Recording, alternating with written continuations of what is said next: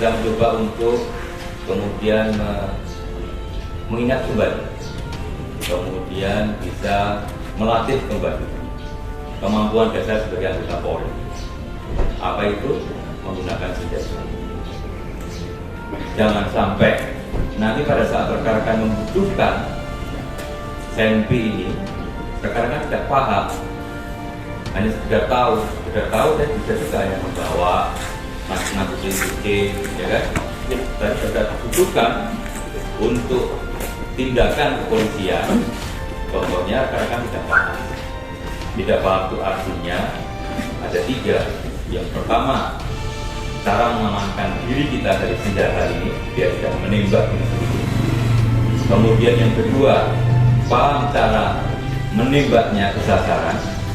Kemudian yang ketiga, paham cara merawatnya. Senpi itu adalah istri. Senpi itu adalah bagian yang bisa terpisahkan dari anggota Polri.